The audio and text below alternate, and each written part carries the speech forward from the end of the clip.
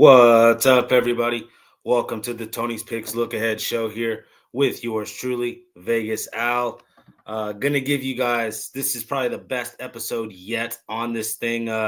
Tony's Picks Look Ahead show. We got gigantic amount of picks here for tomorrow. College basketball galore. I don't even know where to begin when it comes to all the picks I'll have tomorrow in college basketball. First big college basketball weekend in which I'm opening myself up. I don't know. I love the slate that much.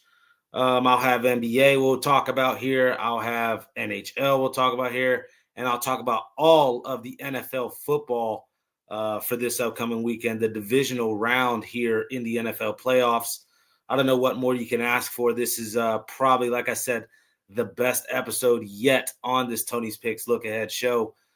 Before we get into it, like and subscribe. Also, click the link in the description. Takes you right to the website here, Tony'sPicks.com, where all of our cappers and all of our best picks and content as well is there on the site, Tony'sPicks.com. Before we get into it again, one more time, like and subscribe.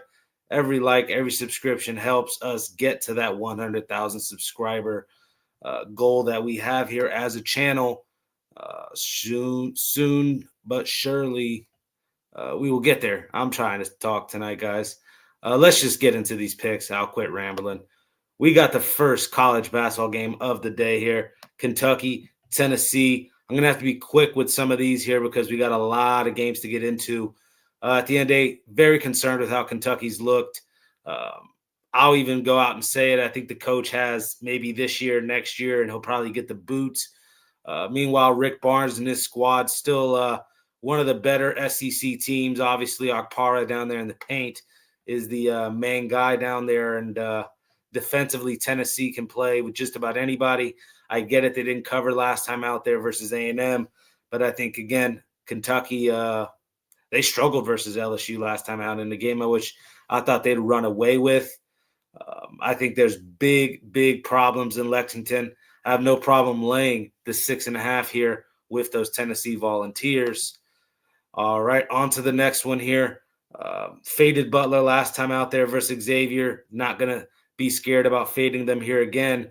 Butler, I could argue, is really just Michael Ajayi and Finley Bizjack and a bunch of nobodies. Seton Hall has taken massive steps forward in the right direction. Obviously covered backdoor-wise there against UConn last time out. Now we're having to lay something with Seton Hall. Don't get me wrong. It's a conference game. Points could be premium. I also like this total under. But again, giving you guys a side as well, I'd lean Seton Hall here in what I expect to be a 68-62 type game. I know they're laying 6, but I like Seton Hall here as the side, and I like the under here in this one. We got Notre Dame and Virginia Tech. Virginia Tech a little banged up, a couple guys out. Notre Dame, same thing. Burton is the main guy. Marcus Burton out for Notre Dame still. We will see if he'll play. Keep an eye on that. And then when you look here, Notre Dame just the most inconsistent team. We knew to fade them there last time out versus Miami. It's when they touch these upper echelon schools, it's hard to want to back them. I could say the same thing here about Va Tech. Obviously, Neo doing his thing here for the Hokies. I got no problem going with Virginia Tech here in this one. All right, a little two-teamer here in this one. I'm laying it with Ohio State, 5 points there. I'll lay it with them again. I think the better backcourt between Thornton and Mobley. Tilly is a nice matchup there versus Bill O'Dow, the big forward from Bildo there from UCLA. Should be a nice, interesting game. I expect plenty of offense in this one, over 148.5. Both of these teams get up into the 80s. Two-teamer here, Ohio State, lay it and the over in this one. Oh, wait, I got you guys another same-game parlay. Give me Alabama laying it here versus Oklahoma. And, of course, we know these two teams can get up and down, especially Oklahoma. This one opened up at 171 on the total and has only risen up to 174. So if you like the over in this Alabama-Oklahoma game, you need to get on it quick and get on it now. But again, Bama and the over. All right, we got an Ivy League matchup here in this one. Cornell plays Yale tough. Bottom line, even last year when I thought Yale was a little bit better of a squad, obviously they're not the same Yale, that had the Danny Wolfs, on this squad. I'd argue they've taken a step back size-wise as well. Still expect them to be right atop the Ivy League, but when it comes to laying 8.5 points against Cornell, who is like a top 5 3-point shooting team in the country, especially in attempts, they are not scared to jack up shots. We saw what they tried to do there against Michigan State. That game was well over the hundreds. High total here, one in the 170s, 178. This one, to me, instead of trying to touch it, I don't know, I'd like the over too, because Cornell's going to shoot this 3. I think Cornell keeps it within the 8.5 points here versus Yale in this one. We got Iowa State and Cincy. Screw Cincy at the end of the day. Covered their last time out versus Colorado. When we were on the Colorado, the Cincinnati squad has some size here with Thiem and Baba Miller. I question if Iowa State is for real still. I know they won on the road against Purdue, but we'll get to Purdue in a second. Not the biggest of Iowa State fan. Again, we were on Kansas there in Allen Fieldhouse. That was kind of a little expected. This one, a lot easier place to play out there in Cincy. But I don't want to lay anything with Iowa State right now. I'm on those Cincinnati Bearcats here in this one. All right, another same game parlay here for you guys in Florida and Vandy. I'll be short and sweet. I'm on those Gators outright on the money line to give Vandy their second loss of the season. Maybe this Vandy team is not as good as we thought they were. The beneficiaries of a great, easy non-conference schedule. The second SEC play has gotten to fold off them things. Vandy hasn't looked as great. A total of 162.5. Both teams will definitely not be scared to run and gun. Obviously, what Golden here and Florida's crew will do with these bigs, Thomas Hall, Alex Condon, even Hanglogden coming off the bench here, Chinny Leyu, plenty of bigs on this Florida squad. They dominate the boards. And I think they're not scared to play fast, though, either. Xavier Lee and Boogie Flan go off and have themselves a good night. Give me the outright money line with those Florida Gators and an over 162.5 here in this one. Another game here I'm very interested in, Syracuse, Boston College. To me, it seems cheap. Getting -6 here with Syracuse. Be very cautious. They can't hit a free throw here to save their life. These Syracuse Orange, but Boston College, no way we could want to back Boston College this year. Getting obliterated as 17-point dogs and can't cover that. So, yeah, I'll take Syracuse here in this one, short and sweet. I'm not going to be hopping on those Michigan Wolverines here, though. I get it. Still some pieces missing for Oregon, especially Shellstad. Nate Biddle is, 20,000 years old trying to play college basketball. But 19, this thing's getting up probably near 20. I get it. Michigan State was blowing everybody out. But as of late, since conference plays kicked off, they've been slacking a little bit. The Penn State game comes to mind. Obviously lost outright to Wisconsin. You could say a little bit of a bounce back spot for Michigan here, and they take their frustrations out on these Oregon Ducks. But I think Oregon at least fights keeps this thing within 19. Got no problem taking all that value here with the Oregon Ducks in this one. But here's one I will lay. The -10 here with Arizona. Not going to overthink this one. Number 1 team in the land against a UCF school that, yeah, they can do some nice things here in the Big 12, but I still think Arizona head and shoulders above a lot of teams in the country, not just UCF. Forced to play this one, I'm laying it with those Arizona Wildcats. And I'd say the same sentiment here with Northwestern and Nebraska. I get it. Northwestern has the kid Martinelli back now in the fold of things. Nice little 6'7" Larry Bird type forward. Will jack those threes up. Really the only great three-point shooter on this Northwestern squad. Nebraska, on the other hand, loaded. One of the best teams they've had in quite a while. Feels like you're laying a short number here with them on the road, only 5 points. Again, they've done some big things already this year on the road. I got no problem going to those Cornhuskers. I know Sonny will like this one. Give me those Nebraska Cornhuskers here, minus the 5 in this one. And I told you guys, burn the Jordan brand off of those UNC logos if they lost that game to Stanford. And, of course, they go out and lose outright. They couldn't even cover the minus 2.5. We got it, I believe, at 4. They should have covered minus 10 against Stanford. I don't give a crap what you guys say. I get it. Stanford's not a bad school this year, but still head and shoulders above them talent-wise. And, UNC out there on the West Coast now, I don't know how they're going to necessarily bounce back on this, road trip. I don't know. To me, I like Cal and getting the now plus 6.5 at home. Give me those Cal Golden Bears in this one. South Carolina, Auburn. No way I'm on South Carolina in this one. Eli Ellis is a straight fraud. Sharv Jamitz as well is no way I can back the kid. He can't even make a 3-foot layup.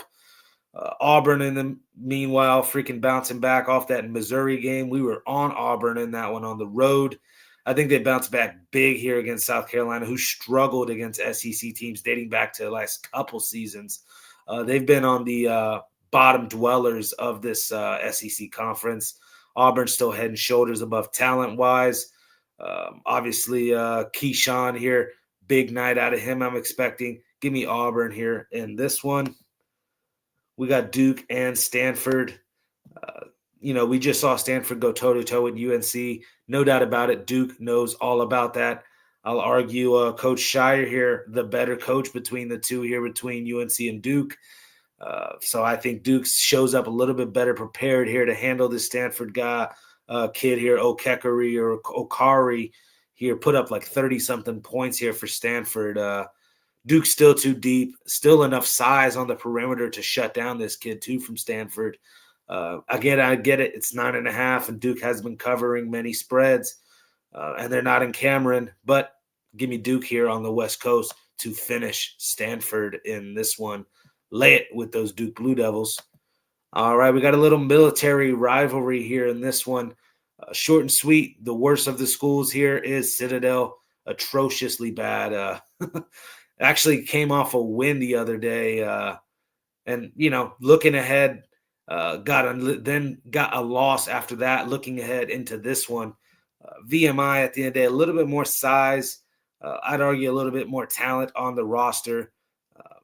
Again, I like VMI here laying it against Citadel. The numbers, what it is for a reason. Trust it. Give me VMI in this one.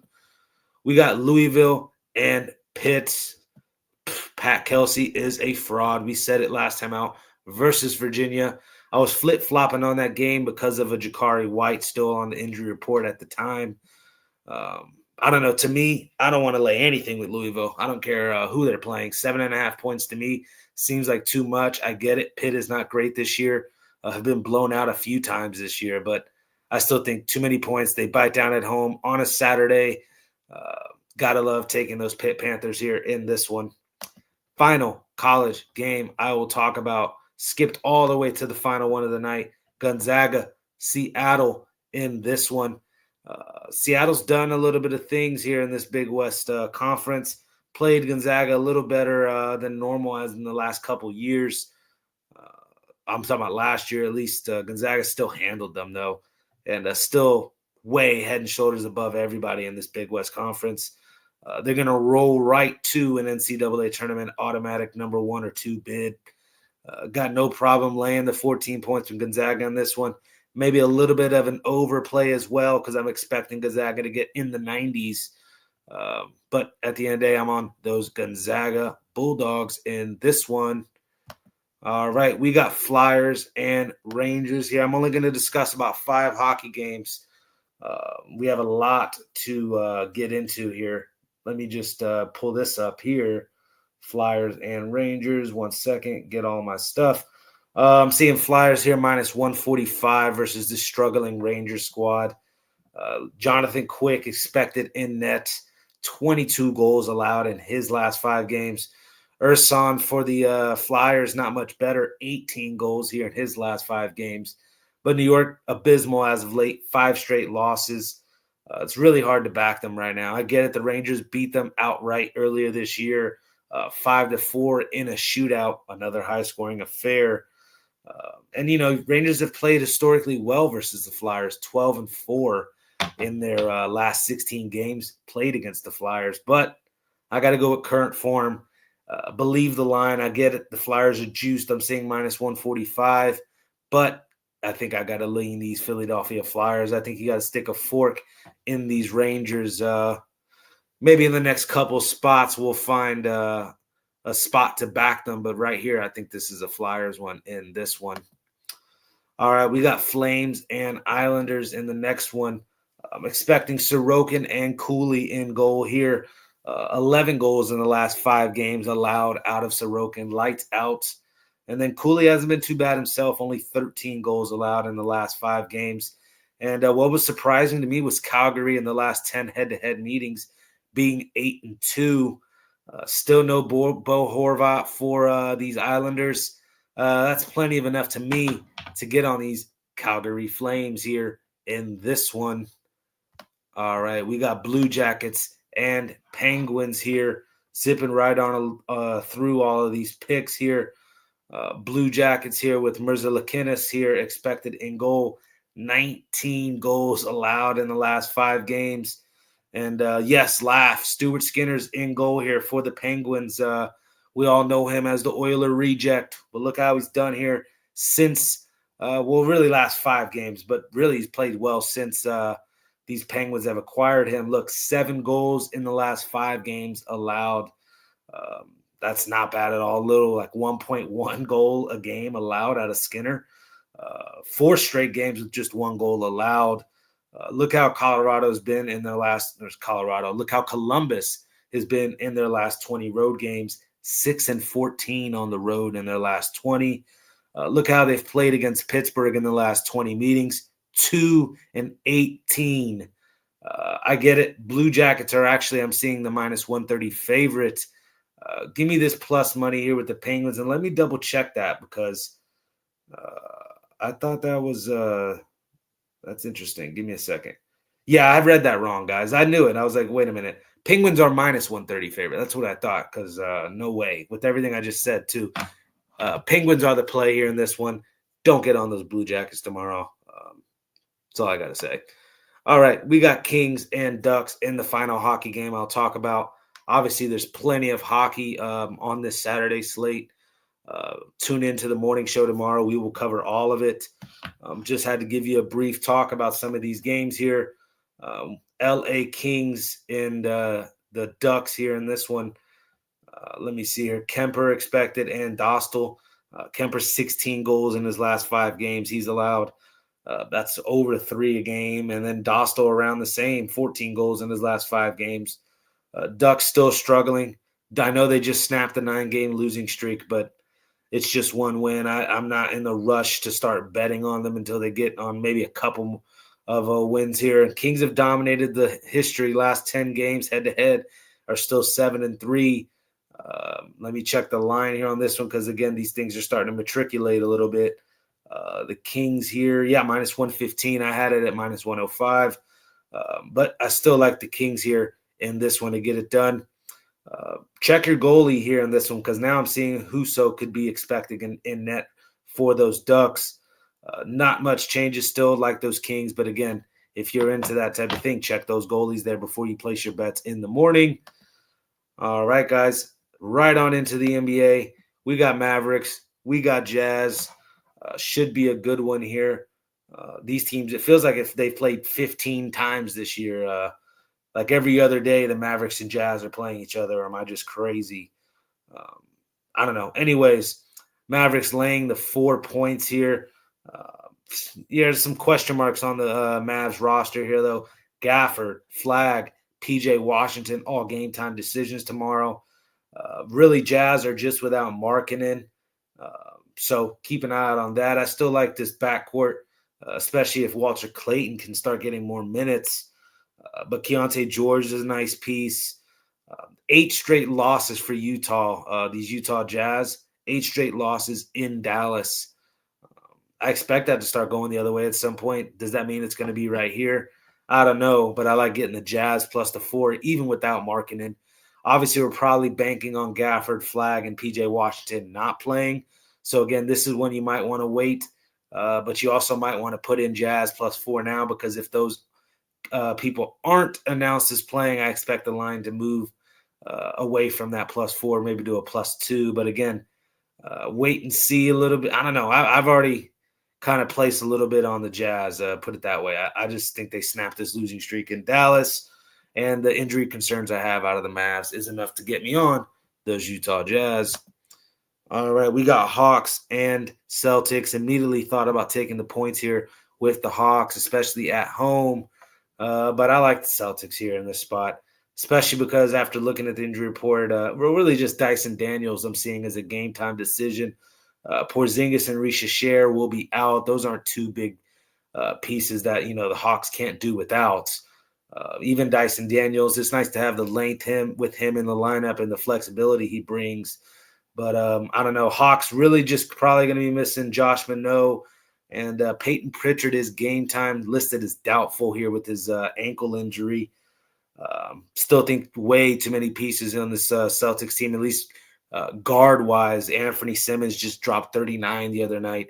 If they could get him going along with Derek White, Jaylen Brown's almost scoring 30 points per game this year, has really stepped up, obviously, without Tatum being in the lineup this year. Hawks 1-7 in their last 8 games versus the Eastern Conference, and they're currently on a 5-11 run in their last 16 games. Got no problem laying the short number here with those Boston Celtics. All right, we got Pacers and Pistons. I'll be short and sweet with this one. Taking the points with the Pistons. Taking the points with the Pacers +12.5. I'm seeing. I get it. The Pistons have been a juggernaut as of late, ATS-wise, even though they didn't cover there versus the Suns. That was a tough game, again, with all the injury news in that one. A little bit of injury news in this one as well. Cade Cunningham, Asor Thompson are listed as probable, but still listed as game-time decisions. So keep an eye on their status. And when you look at the Pacers, you got Benedict Mathurin, Jackson, Toppin, all listed as out tomorrow. Doesn't really scare me. This Pacers team, at least to keep it within 12 points, enough pieces. TJ McConnell, Nembhard, obviously Siakam is still on this team doing his thing. Somebody's going to score 20 points a night, and it will be Siakam on this Pacers team. I get it, 12.5. Pistons have covered some of these numbers this year. But look at the Pacers in their last 5 meetings head-to-head versus Detroit. Some of this, I get it, is this Halliburton-led Pacers squad, but 4-1 to the number versus Detroit. 12.5 points seems like enough to me to get on those Indiana Pacers. We got Knicks and Suns here in this one. Those New York Knicks I'm seeing are 3-point favorites at home here. Brunson is still ankle game time decision. I don't know if he'll play in this one. Just keep that in mind. Suns are on a 7-1 ATS run. Look at how they've played in Madison Square Garden. In the last 15 occasions in Madison Square Garden, these Phoenix Suns are 11-4 to the number. And you're catching 3 points with this Suns team, who's deep as well, with Gillespie, Booker, Iguodala, Nick Richards. Plenty of pieces I like here on this Sun squad. Doing some pretty solid things, makeshifting this roster up, and they may make a push here for a playoff run. These Phoenix Suns. Give me the points here with Phoenix in this one. We got Thunder Heat here in this one. Thunder laying 8.5, total 234.5. I'm seeing OKC having Hartenstein and Topic still out. For Miami, we have a couple guys now. Jamie Jaquez, Tyler Hero, Davion Mitchell, all will be game time decision or out tomorrow. So again, check these guys' statuses in the morning before you place your bets tomorrow. But, looking at this one right now, it's looking like a Thunder spot. OKC's 5 straight wins in Miami. Let's start there. So they dominate South Beach. OKC's also 7-1 to the number in Miami last 8 games, dominating in South Beach.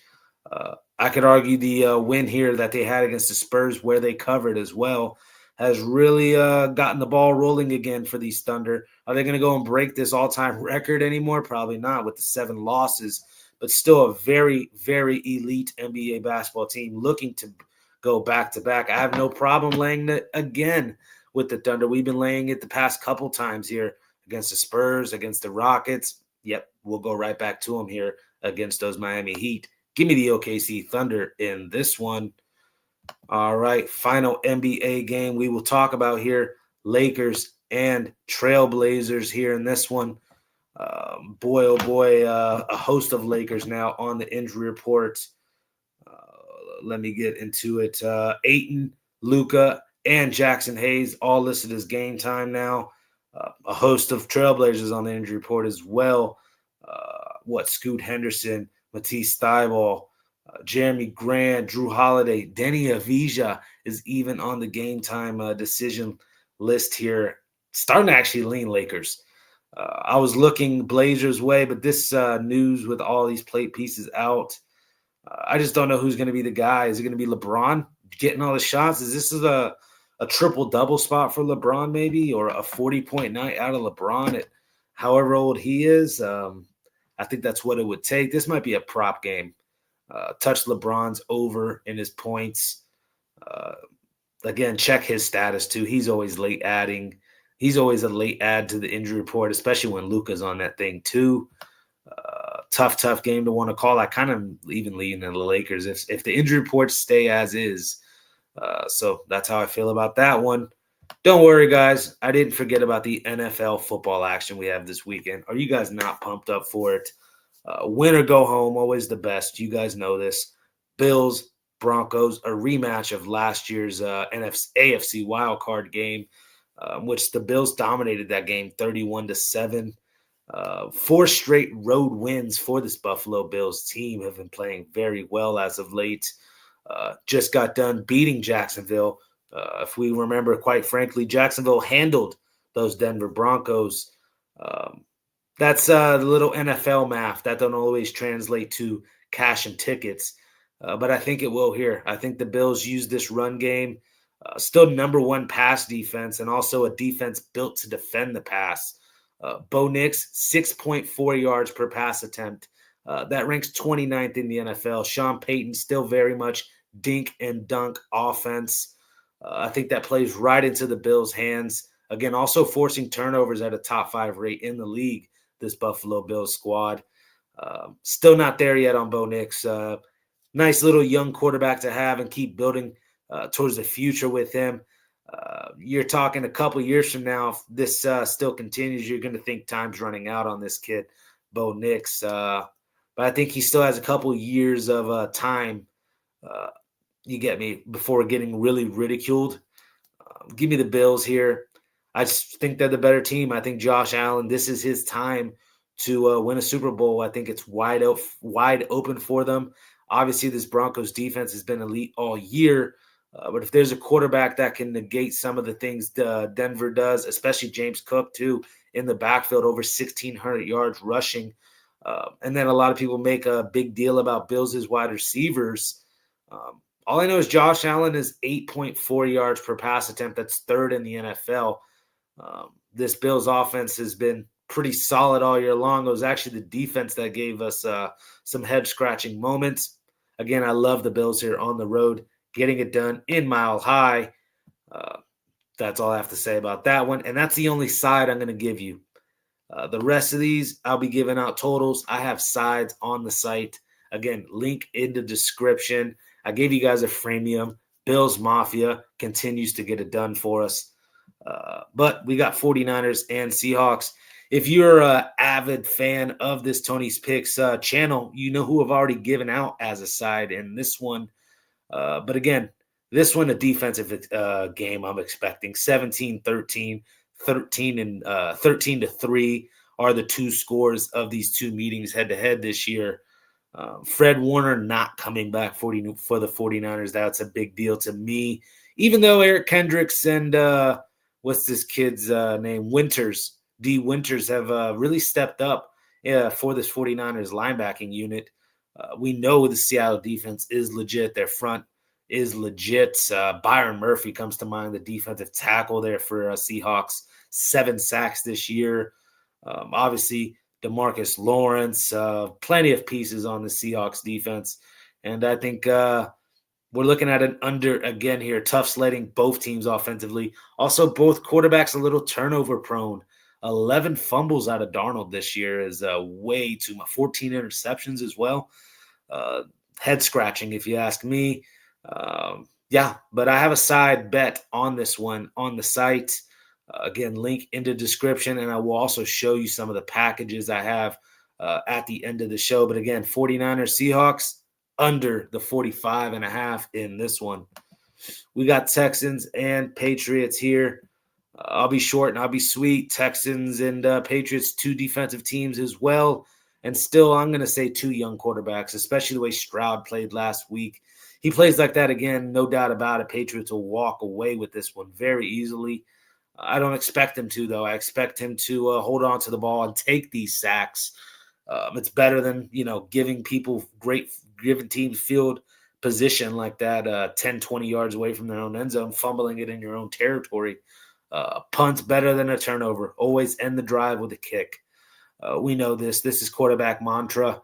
I don't know. To me, not impressed with the Patriots' schedule this year. I mean, they had a last place schedule and were benefiting all year long from it. Let's just be short and sweet. The Jets twice, the Giants, the Dolphins, just in that little last 7-game stretch of the final games of the year here. 16 points versus the Chargers last time out. I think this is an under game here. Defenses show out here in this one. Both quarterbacks are throwing an interception, maybe. Yes, I like that a lot as well in this one. All right, Rams, Bears. Obviously, those Bears got it done for us last week. That was an amazing game. One I won't forget, that comeback victory there versus those Packers, an 18 ritual for number 18, Caleb Williams. I remember the Colts versus Patriots 2006 AFC Championship game when Manning was down 21-3 and came back, did his little 18 ritual. Maybe the same sort of luck is in Caleb Williams' side. I don't know. This is the 40-year anniversary of those 85 Bears. Those 85 Bears did shut out the Rams in the playoffs that season. No Eric Dickerson here on the Rams squad, though.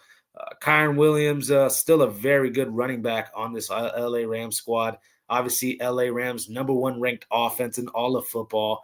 Matt Stafford, 46 touchdown passes this year. My case for an MVP, or at least who I think should be the MVP this year.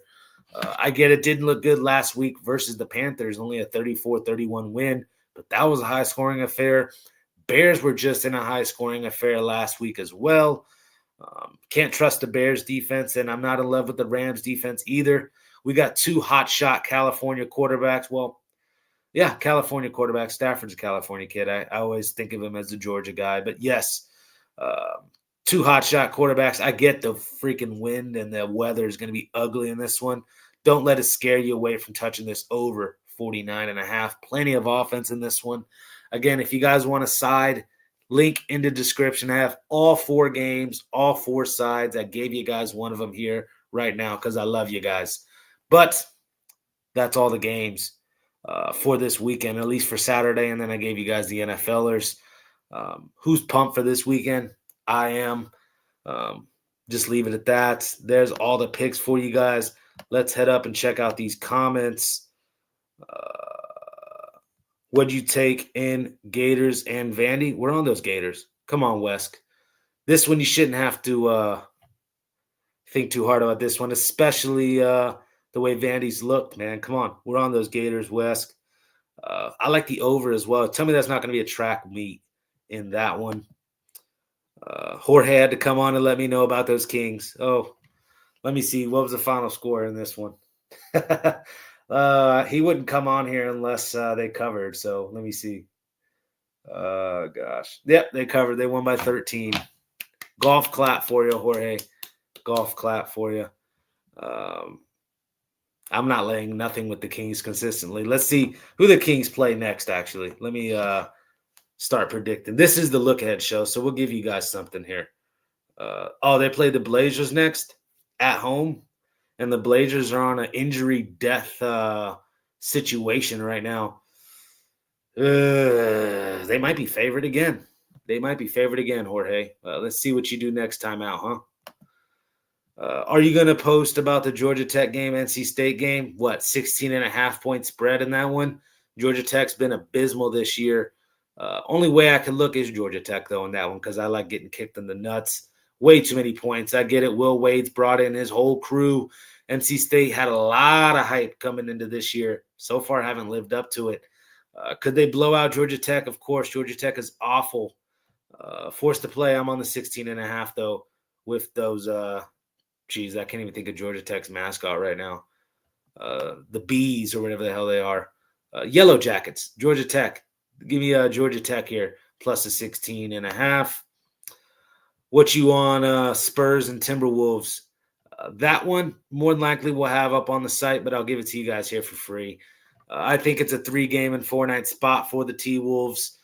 Still no Ant Edwards. Unfortunately, Stephon Castle and Devin Vassell possibly might not play for the Spurs. Still plenty of pieces on that squad.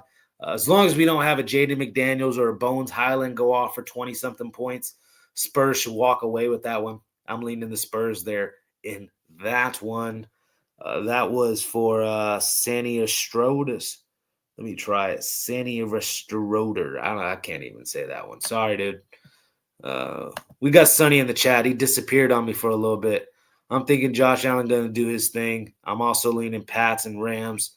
Not sure on Niners. Might take them points. Boy, oh boy. Read those write-ups for tomorrow, guys. Read those write-ups. I will have all the information, win or lose, too. Read my write-ups. You still might learn something, more trends to catch for next time, next future bets here. It was actually a brutal day today, guys. I didn't win a bet. I went 0-4 today. 4-5. 4 wins, 5 losses yesterday. 5 wins, 4 losses the day before. Went 9 plays. 9 plays, lowered it to 4. We lose all of them. Lost, took the Panthers.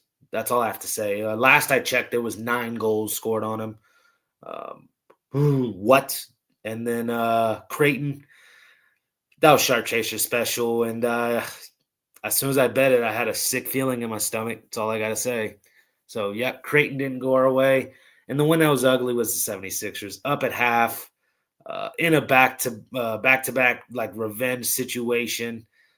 Cavaliers, a couple guys were out. I don't know about a do not bet list. You guys know I don't believe in a do not bet list, but boy, oh boy, those Sixers are starting to get near the don't touch with a 10-foot pole. I would argue the Wizards are that. Do not touch the Wizards ever. We're waiting on when Trae Young has his debut. Touch the Wizards on the money line when that happens, and then they'll lose every game after Trae Young's debut. But that's looking like all-star break time frame. So that's all I have to say, guys. That's the show. Let me actually show you guys what I'm talking about. It was an ugly night. 0-4. 1 second here. We were not on the Wizards premium-wise. Put it that way. Also, a ton of picks I'll have tomorrow. We're currently on a 3-7 run. Not happy about it. Again, when you go 0-4, 4-5, 4-5, or 5-4, excuse me. What was it today? Yep, Sixers killed us. Panthers killed us. Creighton killed us. And then even my soccer play killed us. Knicks at plus 3.5. You took a bad number because you got Jalen Brunson. That happens. And then the Maple Leafs losing the other night after being up 4-2. Are you guys really going to pick on me for losing, 1, 2, 3, 4, 5? 1, 2, 3. Yeah, 5 games in a row here. Are you guys going to – actually, it's 6 games in a row. Yeah, 6 games in a row. Are you guys going to pick on me about it when one of them is a BS injury news? We're putting our bets in overnight, guys. So you can chastise me all you want, but I'm not like some of the cappers on this channel that wait till 3 p.m. To put a pick in, and it's impossible to sell that to anybody. Just a word of thought. Maple Leafs, again, you're going to pick on me for the Maple Leafs? Really? That's not very nice. I can get over Creighton. I can get over the Panthers. Those I was dead wrong about. But Philadelphia 76ers, you're going to get mad at me about that one as well. That was a back-to-back revenge spot. I'm sorry. And ugly. And you can get mad at me about Espanyol trying to touch some soccer. But again, 3 out of those 6 losses I have an excuse for. An actual legit excuse. Pick on me all you want. That's all I got to say. Look at what I'll have, though. Actually, I'll show you guys. NBA 20-14 in 2026. Still in the last 30 days, a massive run. Look at the NFL so far, 4-1 in the month of January here starting off. Not bad. Hockey's been trash lately. 11-11 since the start of the new year. We got Saturday AFC divisional best bet, Bills and Broncos. We got Saturday NFC divisional best bet, 49ers and Seahawks here. I went undefeated last week, by the way, guys. Bills, Bears, and Texans. All 3 of those cashed last week. We got Sunday's games. I have my Saturday NHL one-timer play of the day. And then I also have my NBA easy bucket for Saturday as well, my best bet. But check out how many college basketballs I put in for you guys. I can't put them all in a pack. I touched about 10 or 12 different college basketball games, maybe even more. 1 second. 1, 2, 3, 4, 5, 6, 7, 8, 9, 10, 11, 12, 13, 14, 15 college basketball games are up for tomorrow. Virginia, SMU, Chattanooga, Western Carolina, UCLA, Ohio State, East Tennessee State, Samford, Florida, and Vandy. Fairfield, Marist, South Dakota State, or South Dakota, North Dakota. I mean, look at these games. I have all up there for you guys. So again, scoop them up on the site. We're about to go on a massive run, get back on this leaderboard is all I got to say, and put some money in our pockets, the most important thing. But thank you guys for tuning in.